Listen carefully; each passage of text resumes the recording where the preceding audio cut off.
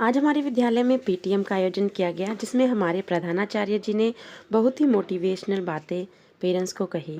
तो जो पेरेंट्स नहीं आए थे, मैं चाहती हूँ वो भी उनकी ये बातें सुने, ठीक है, और कोशिश करें इन बातों को अपनाने की, ताकि उनका बच्चा जीवन में आगे बढ़े।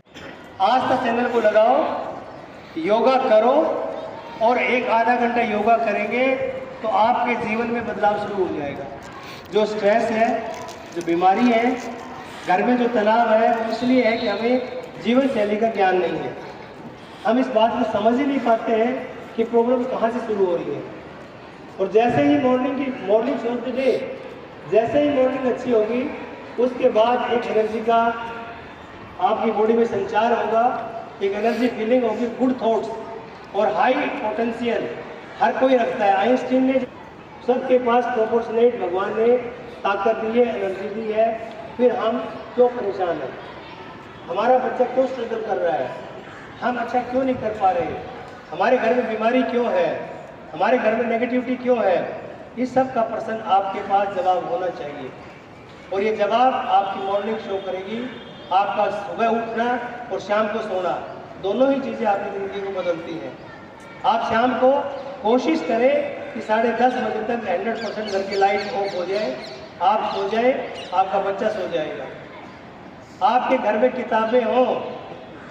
मैंने कई बार बताया है कि आप पंचतंत्र की कहानियों से आपने जीवन को शुरू करें।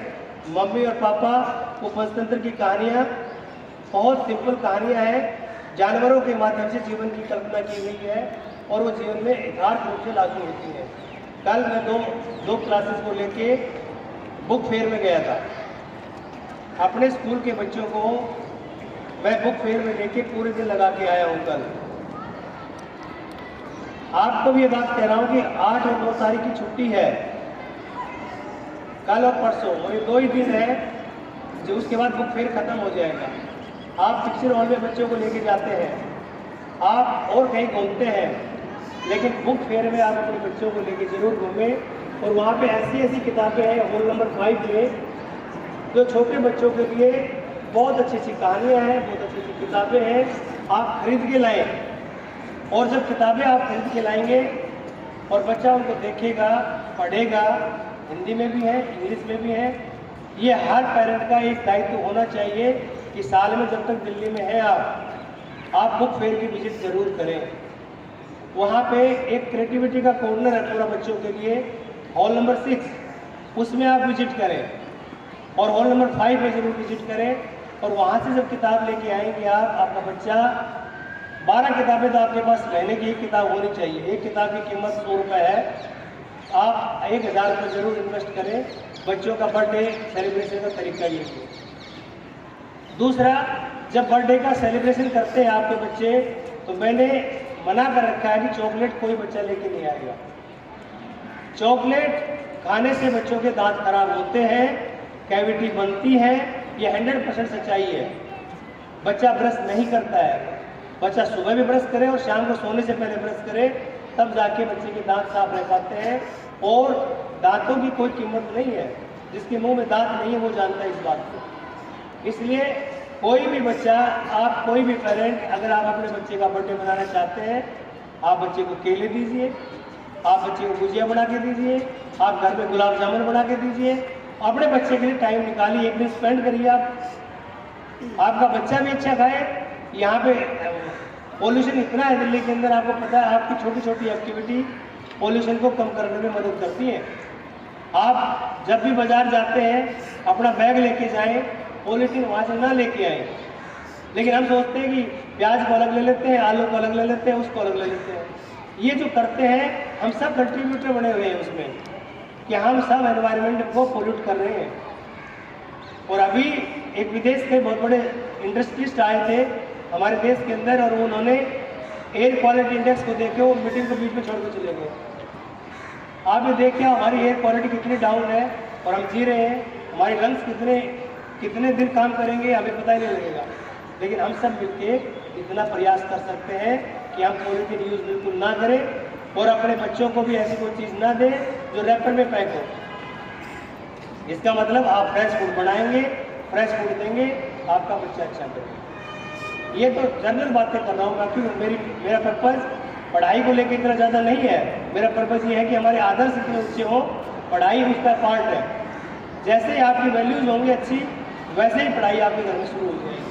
आप किताब पढ़ेंगे और किताब के बिना पढ़े ज्ञान होता ही नहीं है किसी को। कोई सोचे कि व्हाट्सएप पे 4 बातें मैंने पढ़ ली और मैं ज्ञानवान हो गया, ऐसा नहीं है। पेरेंटिंग की किताब आती है, वहाँ पे आप सर्च करेंगे तो मैं कैसे अपने बच्चों की अच्छी पेरेंटिंग कर सकता हूँ। मैं ये सही बुक लिखूँ, चलिए मैं बुक लेके आया हूँ एक। इस बुक का टाइटल है just some thoughts that changed my life. अब एक थॉट आपकी लाइफ को चेंज कर सकता है। कैसे कर सकता है कि हम अक्सर क्या देखते हैं, इस बुक को मैंने मोटे तौर पे पढ़ा है कि हम अपने बच्चे को कंपेयर करते रहते हैं जीवन भर। अपने को खुद को भी दूसरे से कंपेयर करते रहते हैं, अपने बच्चे को भी कंपेयर करते रहते हैं। दूसरे की गाड़ी को देख के, दूसरे के घर को देख के, दूसरे के बीवी बच्चों को देख के हम खुद भी परेशान रहते हैं और अपने बच्चों को भी परेशान करते हैं। और वो सबसे बड़ा चैलेंज है हमारे लिए। क्लास में आप आए, दूसरे के बच्चे के मार्क्स अच्छे आए हुए, आपने ये कमाए, आप डिप्रेस हो जाते हैं, जबकि वो काम ही नहीं है आपका कि पड़ोसी के बच्चे के क्या नंबर आए, उसका कोई मतलब नहीं है। आपका बच्चा पिछली बार कहाँ था, इस बार कहाँ है, और उसके लिए क्या अच्छा करना है, वो आपका काम है। एक नेगेटिव थॉट आपके बच्चे की लाइफ को खराब कर देता है। बच्चे का कंपैरिजन, बच्चे की हाइट को लेके, बच्चे के कलर को लेके, बच्चे के कॉम्प्लेक्स, जो भी बातें की जाती हैं, वो सारी बातें अनायास ही बच्चे के दिमाग में बैठ जाती हैं और वो उसको सेल्फ एस्टीम है उसकी वो कर देते हैं। और सेल्फ कॉन्फिडेंस जैसे ही डाउन होता है किसी भी व्यक्ति का, वो हमेशा डरता है, वो किसी का सामना नहीं कर पाता है। आप पढ़े लिखे नहीं है, कोई बात नहीं है, मैं उनके लिए कह रहा हूँ जो पेरेंट्स पढ़ा लिखा नहीं है, उनको डरने की जरूरत नहीं है। आप गरीब घर से बिलोंग करते हैं, कोई दिक्कत नहीं है। आपके पास पैसा अच्छा नहीं है, कोई प्रॉब्लम नहीं है। आपके पास घर बड़ा नहीं है, कोई प्रॉब्लम नहीं है। आपके पास वैल्यूज़ बड़ी होनी चाहिए कि आप अपने बच्चे को इस लेवल में मोटिवेट करके रखें कि आपका बच्चा आपके कहने अनुसार काम करे और उसमें आपका इन्वॉल्वमेंट हो। हमारे यहाँ एक बच्चा है नमन, क्लास 6 में है। वो बच्चा डिफरेंटली एबल्ड बच्चा है और उसकी माँ जो मेहनत उस बच्चे के साथ करती है, एक ऋषभ लड़का है, वो दोनों भाई डिफरेंटली एबल्ड है, विजुअल इम्पेयर्ड है। उनकी माँ अपने बच्चों के साथ जो मेहनत करती है, मैं भगवान से प्रार्थना करता हूँ कि उनका जीवन बहुत सक्सेसफुल हो। वो इतनी मेहनत करते हैं, आपके पास आपका बच्चा स्वस्थ है, लेकिन आप टाइम नहीं दे पाते हैं, आप अपने बच्चे के साथ बैठ नहीं पाते हैं, उसके साथ कहानी नहीं कहते हैं, उसके साथ घोड़ा बढ़ के खेलते नहीं हैं, उसके साथ टाइम स्पेंड नहीं करते कि उसके स्कूल में क्या हुआ, उसने क्या किया और वो क्या करना चाहता है। जैसे ही प्राइमरी क्लासेस में गैप शुरू होता है बच्चों के साथ, आप अपने काम में बहुत बिजी हैं, आप ऑफिस से आते लेट हैं, उसके बाद घर में आके टीवी के सामने बैठ के मियाँ बीवी ने बात शुरू कर दी, बच्चे को इग्नोर कर दिया, वो अपने काम में लगा हुआ है। वहीं से सारी नींव पड़ती है कि जब तक आप बच्चे को जानेंगे नहीं। मैंने पिछली बार एक एक्टिविटी दी थी, नो योर चाइल्ड, एक परफॉर्मा दिया था सबको कि आप अपने बच्चे को जानिए, आपका बच्चा कब उठता है, कितना पढ़ता है, टीचर के साथ उसकी बॉन्डिंग कैसी है, क्योंकि आपकी बॉन्डिंग नहीं है तो बच्चे की बॉन्डिंग नहीं है।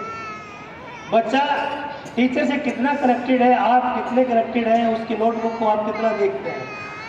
एक पेरेंट का सबसे बड़ा दायित्व है कि बच्चे की नोटबुक को जरूर देखें, और अगर उस नोटबुक में बच्चे का काम नहीं हो रहा है, उसकी चेक प्रॉपर नहीं हो रही है, तो आपका पहला रिस्पॉन्सिबिलिटी है, आप टीचर से, सब्जेक्ट टीचर से, डबल शिफ्ट स्कूलों में अच्छा मौका होता है कि 12:30 बजे से लेके और 1-1:30 बजे तक का टीचर फ्री होता है।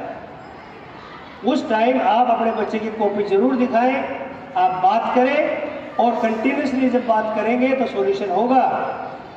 लेकिन अगर आप बात नहीं करेंगे, आप सोचेंगे टीचर ही आपको सब कुछ बताएगा या प्रिंसिपल ही सब कुछ बताएगा, वो पॉसिबल नहीं हो पाएगा, क्योंकि टीचर के पास कम से कम 5 पीरियड होते हैं, 200 बच्चे देखता है, आपके पास एक बच्चा होता है, एक बच्चे की पूरा डेवलपमेंट देखने का अधिकार आपका है। टीचर से कोऑर्डिनेट करिए, बात करिए, बच्चे में बदलाव आना चाहिए, जहाँ बच्चा है उससे आगे स्टेप पे जाना चाहिए। लेकिन ये हम जब मिलके करेंगे होगा और मेहनत नहीं होगा। ये आप इसके लिए आप जरूर अपनी बात रखें टीचर के साथ कि मेरा बच्चा भी साल में कम से कम 2 बार स्टेज पे जाएगा, मेरा बच्चा बोलेगा। आप उसको कोई ना कोई एक्टिविटी तैयार करवा के भेजेंगे। आप घर में शाम को टीवी न देख के अपने बच्चे को कम से कम एक बार हिंदी में बोलवाइए। आप 100 शब्द दीजिए, अपने पापा की प्रशंसा करवाइए। मम्मी को बोले, मम्मी बोलेगी कि बेटा अपने पापा भी 50 शब्द बोलिए। पापा अपने मम्मी उसकी मम्मी के लिए बोलेगा, अपने माँ बाप दादा दादी के लिए बोलेगा, अपने स्कूल के लिए टीचर के लिए बोलेगा, आपके प्रिंसिपल के लिए बोलेगा। तो बच्चे के अंदर थॉट प्रोसेस स्टार्ट होगा कि मैं किस तरह से अप्रिशिएट कर सकता हूँ। जिंदगी गुजर जाती है, हम 2 शब्द किसी की अप्रिशिएशन में नहीं कह पाते, हम अपनी ऑफिस में किसी की तारीफ नहीं कर पाते, क्योंकि हम इस भाव में जीतते ही नहीं, हमें सिखाया नहीं हो। आप अपने ऑफिस में भी जाके अपने कुलीग की तारीफ करिए। हर कुलीग के पास कोई ना कोई ऐसी क्वालिटी होती है जिससे आपकी बॉन्डिंग डेवलप होती है। और जैसे ही आप अपने बच्चे को सिखाएंगे, वो बच्चा अपने क्लासमेट की तारीफ करेगा, एक अच्छा एनवायरनमेंट पैदा होगा और एप्रिसिएशन से सीखेगा। एनालिटिकल होगा तब उनके आंसर दे पाएगा। तो आपको सिचुएशन पैदा करनी है, वैसी सिचुएशन डिस्कस करनी है और उसके बाद बच्चे के आंसर देखने हैं। तो assessment by the student, assessment by the parent, assessment by the teacher, assessment by the peer, 4 तरह का असेसमेंट है। आपकी नज़रों में बच्चे का असेसमेंट कैसा है, टीचर की नज़रों में बच्चे का असेसमेंट कैसा है, उसके साथी उसका असेसमेंट कैसे करते हैं और वो खुद अपना असेसमेंट कैसे करता है। अगर इस पैटर्न पे बच्चा देखेगा तो उसको पूरा, उसे कहते हैं 360 डिग्री होलिस्टिक डेवलपमेंट। अगर बच्चे से उसके सारे क्लासमेट नाराज हैं तो ऐसे बच्चे का क्या करोगे? वो पहले क्वालिटी के अनसोशल है। आपने बहुत उसको ज्ञान दे दिया कि उसके साथ फूड शेयर नहीं करना है, उससे बात नहीं करनी है, वो गंदा बच्चा है, वो गाली देता है, आपने घर से ट्रिगर करके भेजा है, उसके दिमाग में तो वही ट्रिगर रहेगा, ये गंदा बच्चा है, मैं ही अलग हूँ दुनिया से। कोई गंदा नहीं है। आपको उस बच्चे को इंक्लूसिव बनाना है कि बेटा कोई बात नहीं है, आज उसने गाली दे दी, उसको ज्ञान नहीं होगा, आओ मिलके बात करते हैं। उसके पेरेंट्स से भी बात करते हैं, टीचर से भी बात करते हैं, उसको भी अच्छा बनाते हैं। लेकिन क्या करते हैं, आप तलवार ताड़ लेते हैं। जैसे शिकायत करते हैं आप, दो पेरेंट झगड़ा शुरू कर देते हैं। पेरेंट को लगता है कि मेरे पास तो हाई प्रोफाइल पोजीशन है, मैं तो अच्छे घर में रहता हूँ और मेरे पास सारी क्वालिटीज़ हैं, ये बच्चा तो वहाँ से आ गया जिनके पेरेंट के पास फैसिलिटी नहीं है, अनपढ़ पेरेंट का बच्चा है। 2 पीढ़ी पीछे चले जाइए, सारे अनपढ़ थे। 1947 से पीछे चले जाइए, कोई 3 मार्क का नहीं था देश में। जिसको पहले मौका लग गया वो आगे बढ़ गया, अब जिनको मौका लग रहा है वो बढ़ जाएंगे, उनकी तीसरी पीढ़ी ऐसी होगी। तो इस बेस पे कभी डिमोरलाइज ना दूसरे को करे, ना हो कि ये मैं इससे ज़्यादा एडवांस हूँ। ये मौके की बात है, हम सबको इक्वल अपॉर्चुनिटी दें, उस अपॉर्चुनिटी में ही सीखें। क्योंकि मेरा देश डाइवर्सिफाइड कंट्री है, मेरा देश अलग अलग तरीके से बना हुआ देश है, जहाँ पे सबको एक साथ लेके चलना है, सबकी इज्जत करनी है, सबको समझाना है। और वो पहली क्वालिटी है कि अगर सोसाइटी में बच्चा फिट है, जब भी मैं क्लासरूम में जाके पूछता हूँ इस क्लास का बच्चा सबसे अच्छा कौन है, एक यूनानिमसली एक आवाज आती है क्लास में से कि फला बच्चा सबसे अच्छा है। इसका मतलब क्लासरूम में बैठे हुए बच्चे जज बहुत अच्छे हैं। हम कहते छोटे बच्चे हैं, ये चाहे 3rd क्लास का बच्चा हो, चाहे 2nd क्लास का बच्चा हो, चाहे 4th क्लास का बच्चा हो, उनको जजमेंट करना आता है। जब ये पता है अच्छा, फिर मैं पूछता हूँ अच्छा क्यों है, तो बच्चे बताते हैं ये रेगुलर आता है, ये साफ सुथरा रहता है, अपने दोस्तों की मदद करता है, ये टीचर के काम को समय पे करके दिखाता है। उनको ये भी पता है अच्छे बच्चे की क्या क्या क्वालिटी है। ये बातें आपको करनी है।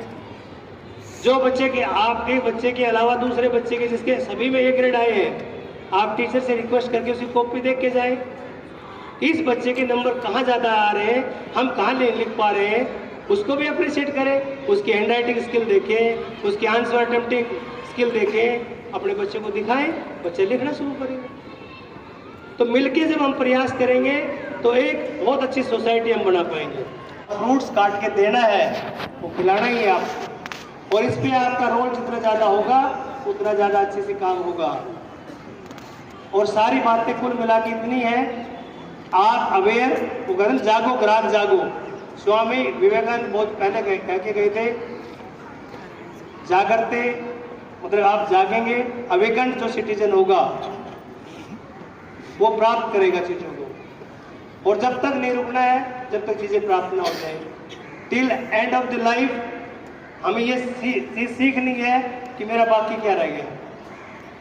इसलिए आपका टाइम लिया है आज। मैंने टाइम लेने का पर्पज ये है कि आपका बच्चा वो मेरा बच्चा है, वो आपका नहीं है, वो मेरा बच्चा है। कि स्टेज जब वो संभाले दुनिया में, वो इंटरनेशनल सिटीजन बने, ग्लोबल सिटीजन बने, तो उसके अंदर भाव जो पैदा हो, वो कहे अयम निज परोवेति गणना लघु चेतसा उदार चरिता नाम तो वसुधैव कुटुंबकम। यानी कि हमारे देश का एक मूल मंत्र है ये कि ये मेरा है, ये दूसरे का है, ऐसा छोटे लोग सोचते हैं।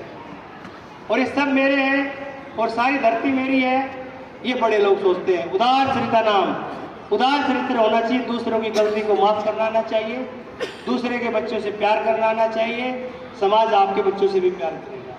दूसरे के बच्चे को नेगलेक्ट नहीं करना है, सबको मिला के चलना है, अच्छी प्रेरणा के साथ चलना है। ना कोई कास्ट, ना कोई क्रीड, में दोबारा कह रहा हूँ, ना कोई प्रदेश, सब हम इंडियंस हैं। हमारा एक ही मोटिव है, एक ही पर्पज है, हर हालत में सूरत बदलनी चाहिए। इंसान इंसान से प्यार करे, बच्चा बच्चे से प्यार करे, देश आगे बढ़े। जय हिंद, जय भारत।